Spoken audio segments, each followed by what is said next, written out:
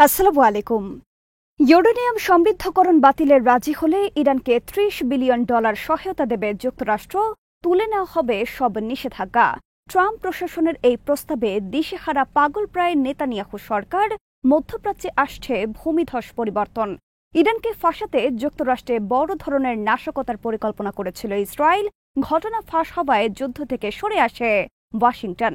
পাকিস্তানের ওয়াজিরিস্তানে সন্ত্রাসী হামলায় নিহত 13 সেনা।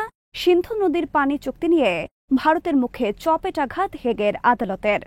বিডিফিউজ ইনফোটেনমেন্টে স্বাগত জানাচ্ছি আমি ফাহাদিয়া মিতু। আজ জানাবো প্রতিরক্ষা সংক্রান্ত গুরুত্বপূর্ণ কিছু খবর। ভূমিকম্পের মতো পরিবর্তন আসতে যাচ্ছে মধ্যপ্রাচ্যের রাজনীতিতে। ডোনাল্ড ট্রাম্প প্রশাসন ইরানকে $30 বিলিয়ন আর্থিক সহায়তা দেবে বেসামরিক পারমাণবিক কর্মসূচির ওপর। ইরানের ওপর থেকে তুলে নেওয়া হবে সমস্ত নিষেধাজ্ঞা। অবমুক্ত করা হবে ইরানের কয়েক বিলিয়ন ডলার ফ্রিজ করা সম্পত্তি। আর এসব যুক্তরাষ্ট্র করবে কেবল একটি মাত্র শর্তে, আর তা হল ইরানকে সম্পূর্ণরূপে পরিত্যাগ করতে হবে ইউরেনিয়াম সমৃদ্ধকরণ কর্মসূচি। চাঞ্চল্যকর এই খবর প্রকাশ করেছে যুক্তরাষ্ট্রের বেসরকারি TV channel CNN online. Trump প্রশাসনের 4টি গুরুত্বপূর্ণ সূত্র উল্লেখ করে এই খবর প্রকাশ করেছে CNN। খবরে বলা হয়েছে, ইরানের সাথে বর্তমানে যুক্তরাষ্ট্রের চলছে ব্যাক চ্যানেল ডিপ্লোমেসি। আর এই ডিপ্লোমেসির আওতায় হোয়াইট হাউসে ইরান যুক্তরাষ্ট্র সর্বশেষ আলোচনা চলে 21 জুন ইরানে হামলার আগের দিন পর্যন্ত। হামলার আগে যুক্তরাষ্ট্র ইরানকে জানিয়েছে তাদের পারমাণবিক স্থাপনায় হামলা হবে সীমিত পরিসরে। একই সাথে অব্যাহত থাকবে ব্যাক চ্যানেল ডিপ্লোমেসি। সে কারণে ইরানে হামলার পর যুক্তরাষ্ট্রের প্রেসিডেন্ট ডোনাল্ড ট্রাম্প বুধবার নেদারল্যান্ডের হেগে ন্যাটো শীর্ষ সম্মেলনে বলেছেন, আগামী এক সপ্তাহের মধ্যে ইরানের সাথে তারা আলোচনায় বসতে যাচ্ছেন। অবশ্য ইরান যুক্তরাষ্ট্রের সাথে আলোচনার প্রস্তাব প্রত্যাখ্যান করেছে। CNN এর খবরে বলা হয়েছে, ইরানের বেসামরিক পারমাণবিক কর্মসূচি হবে সংযুক্ত আরব আমিরাত মডেলের। সংযুক্ত আরব আমিরাতে বেসামরিক পারমাণবিক কর্মসূচি রয়েছে, সেখানে তারা নিজেরা ইউরেনিয়াম সমৃদ্ধ করতে পারে না। অন্য দেশ থেকে সমৃদ্ধকৃত ইউরেনিয়াম সরবরাহ করা হয় তাদেরকে। ইরানও যুক্তরাষ্ট্রের শর্তে রাজি হলে ইরানকে পারমাণবিক বিদ্যুৎ কেন্দ্র নির্মাণ সহ যাবতীয় বেসামরিক পারমাণবিক গবেষণায় সমৃদ্ধকৃত ইউরেনিয়াম সরবরাহ করবে যুক্তরাষ্ট্র। আর ইরান যাতে নিজেরা ইউরেনিয়াম সমৃদ্ধ করতে না পারে সে বিষয়ে থাকবে যুক্তরাষ্ট্র সহ আন্তর্জাতিক সংস্থার কঠোর নজরদারি। এখন ইরান যুক্তরাষ্ট্রের এই প্রস্তাবে রাজি হলেই মধ্যপ্রাচ্যের রাজনীতিতে আসতে পারে ভূমিকম্পের ন্যায় পরিবর্তন। অপরদিকে ট্রাম্প প্রশাসনের এই ধরনের উদ্যোগের খবরে বর্তমানে পাগল প্রায় অবস্থা তৈরি হয়েছে ইসরায়েলের প্রধানমন্ত্রী বেনিয়ামিন নেতানিয়াহু এবং তার প্রশাসনের। কারণ ইরানের ওপর থেকে নিষেধাজ্ঞা তুলে নেওয়া হলে এবং তাকে যদি যুক্তরাষ্ট্র $multi-billion সহায়তা দেয়, তাহলে ইরান ভবিষ্যতে একটি শক্তিশালী অর্থনীতির দেশে পরিণত হবে। ইসরায়েলের চাওয়া ইরানকে কেবল পারমাণবিক বোমা বানানো থেকে বিরত রাখা নয়, বরং অর্থনৈতিকভাবেও দেশটিকে শোচনীয় অবস্থার মধ্যে রাখা, যাতে দেশটি ব্যালিস্টিক মিসাইল সহ অন্যান্য কোনো অস্ত্র খাতেও শক্তিশালী অবস্থানে না থাকে। সে কারণেই যুক্তরাষ্ট্র সহ 6 জাতির সাথে 2015 সালে ইরানের সম্পাদিত পারমাণবিক নিরস্ত্রীকরণ চুক্তি বাতিলের জন্য ইসরায়েল মরিয়া হয়ে লবিং করে যুক্তরাষ্ট্রের সাথে। শেষ পর্যন্ত ইসরায়েল ট্রাম্পকে দিয়ে 2018 সালে বাতিল করা এই চুক্তি। এরপর আবার ইরানের ওপর কঠোর নিষেধাজ্ঞা দেয় যুক্তরাষ্ট্র। কিন্তু এবার ট্রাম্প প্রশাসন ইরান বিষয়ে যেসব সিদ্ধান্ত নিতে যাচ্ছে তা ইসরায়েলের মাথার ওপর বজ্রপাতের ন্যায় আবির্ভূত হয়েছে। তবে ট্রাম্প প্রশাসনের এই আলোচনা স্থায়ী হয় কিনা তা নিয়ে প্রশ্ন রয়েছে, কারণ ডোনাল্ড ট্রাম্প সিদ্ধান্ত নেন অনেকটা ঝড়ের গতিতে। ফলে তার সকালের অনেক সিদ্ধান্ত পাল্টে যায় রাতে এবং রাতের অনেক সিদ্ধান্ত পাল্টে যায় সকালে। আবার অনেক সিদ্ধান্ত বাস্তবায়ন করে তাকে তাক লাগিয়ে দেন অনেককে। বিশ্লেষকদের মতে ইরান পারমাণবিক নিরস্ত্রীকরণ চুক্তি করতে আগেই রাজি ছিল যুক্তরাষ্ট্রের সাথে, কিন্তু যুক্তরাষ্ট্রের সাথে এই বিষয়ক তাদের আলোচনা ভেস্তে যায় অন্য কারণে। ইসরায়েলের চাপের কাছে নতি স্বীকার করে ট্রাম্প প্রশাসন ইরানকে শর্ত দেয় কেবল পারমাণবিক কর্মসূচি নয়, বরং দূরপাল্লার ব্যালিস্টিক মিসাইল কর্মসূচিও পরিত্যাগ করতে হবে ইরানকে। কিন্তু ইরান কোনো অবস্থাতেই রাজি হয়নি এই প্রস্তাবে। এখন যুক্তরাষ্ট্র যদি ইরানের ব্যালিস্টিক মিসাইল নির্মাণের ওপর কোনো শর্ত না দেয়, তাহলে ইরান মেনে নিতে পারে পারমাণবিক নিরস্ত্রীকরণ প্রস্তাব। কারণ তারা আসলে এই ধরনের ব্যাপক বিধ্বংসী অস্ত্র নির্মাণের বিরুদ্ধে। এর বিরুদ্ধে রয়েছে ইরানের ইসলামী বিপ্লবের নেতা ইমাম খোমেনির ফতোয়া, যা সমর্থন করেন বর্তমান শীর্ষ নেতা আলী খামেনি। ট্রাম্প প্রশাসনের কাছে এখন একটি বিষয় পরিষ্কার হয়ে গেছে, ইরানের রাতারাতি পারমাণবিক অস্ত্র নির্মাণের সক্ষমতা নেই। এই সংক্রান্ত যেসব খবর তা মিথ্যা প্রচারণা ছাড়া আর কিছুই নয়। নেতানিয়াহু প্রশাসন দীর্ঘদিন ধরে গভীর ষড়যন্ত্রে লিপ্ত যুক্তরাষ্ট্রকে ইরানের বিরুদ্ধে যুদ্ধে টেনে আনার জন্য। ফলে শেষ পর্যন্ত ট্রাম্প প্রশাসন ইরানের বিরুদ্ধে সীমিত হামলা পরিচালনা করে যুদ্ধের সমাপ্তি টানে।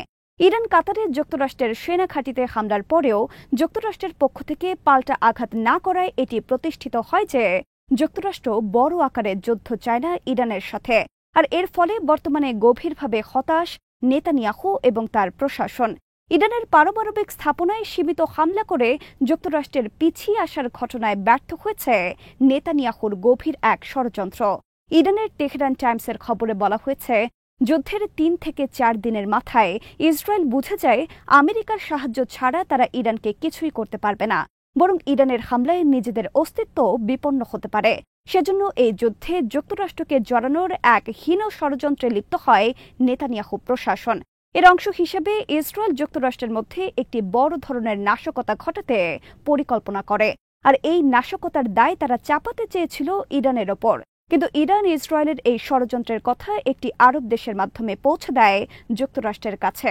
ফলে ভেস্তে যায় ইসরায়েলের গোয়েন্দা সংস্থা মোসাদের গভীর এই ষড়যন্ত্র।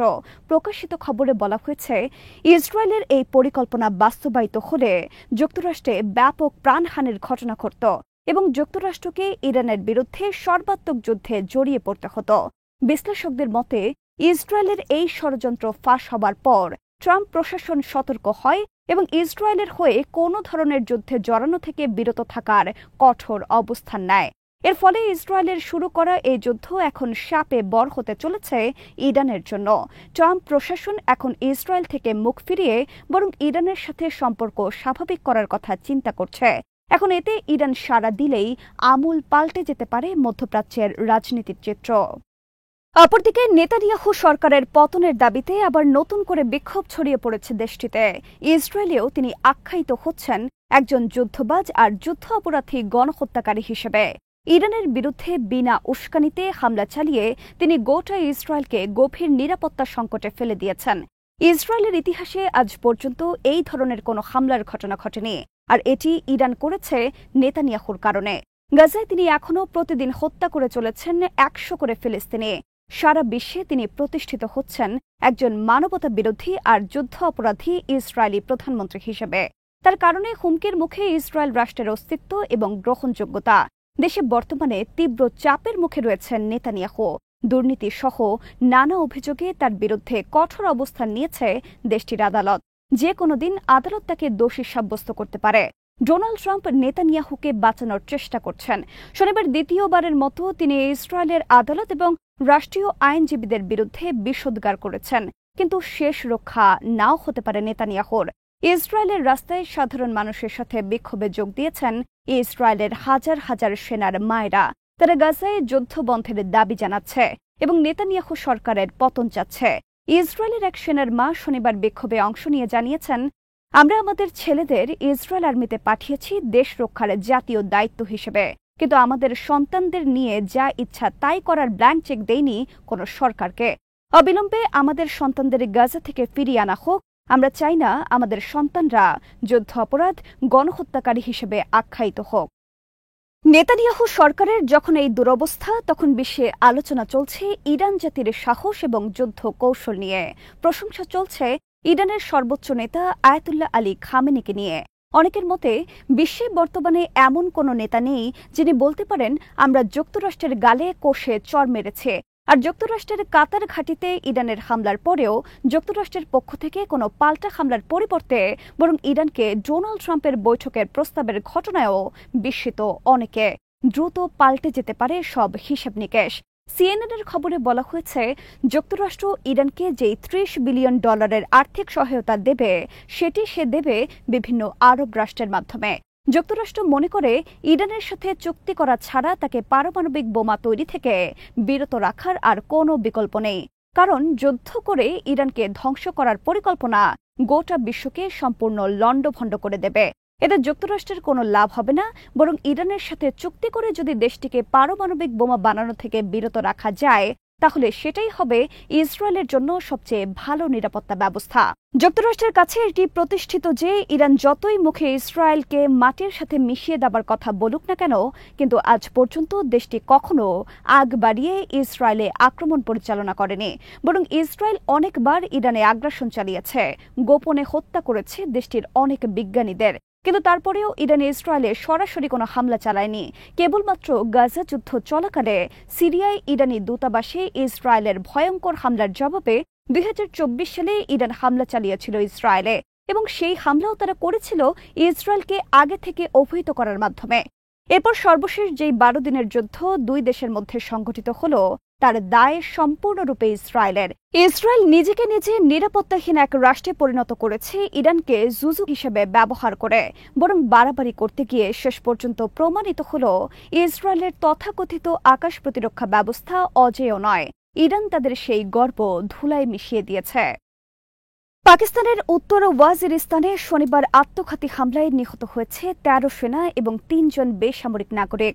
পাকিস্তান আর্মির জনসংযোগ বিভাগ ISPR এর বিবৃতিতে বলা হয়েছে, শনিবার পাকিস্তান সেনার একটি বহরে বিস্ফোরক বোঝাই একটি গাড়ি ঢুকে পড়ে এবং বিস্ফোরণ ঘটায়।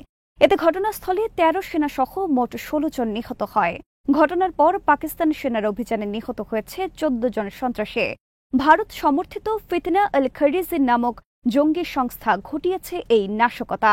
এদিকে সিন্ধু নদীর পানি চুক্তি স্থগিত করা নিয়ে ভারতের গালে কষে চড় বসিয়েছে হেগের আন্তর্জাতিক আদালত। হেগের স্থায়ী আদালতের শুক্রবারের এক রায়ে বলা হয়েছে, সিন্ধু নদীর পানি চুক্তি স্থগিত করার কোনো অধিকার নেই ভারতের।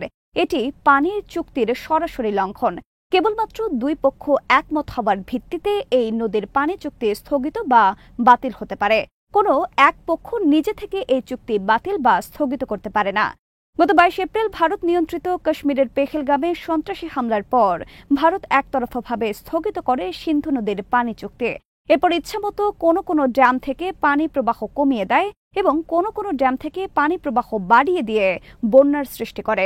পাকিস্তান এই ঘটনা উপস্থাপন করে হেগের আন্তর্জাতিক আদালতে। আদালতের এই রায়কে স্বাগত জানিয়েছে পাকিস্তান। তারা এটিকে একটি বড় আইনি জয় হিসেবে দেখছে। অপরদিকে ভারতের পররাষ্ট্র মন্ত্রণালয় এক বিবৃতিতে হেগের আদালতের রায়কে প্রত্যাখ্যান করে বলেছে, তারা এই আদালতকে স্বীকৃতি দেয়নি এবং এই আদালতের এই ধরনের রায় দেওয়ার এখতিয়ার নেই। আজ এখানেই শেষ করছি। সমরাষ্ট্র, প্রতিরক্ষা ও কূটনীতির নানা তথ্য জানতে চোখ রাখুন বিডিফিউজ ইনফোটেনমেন্টে। চ্যানেলটি ভালো লাগলে সাবস্ক্রাইব করুন, সংযুক্ত থাকুন আমাদের ফেসবুক পেজে। আল্লাহ হাফেজ।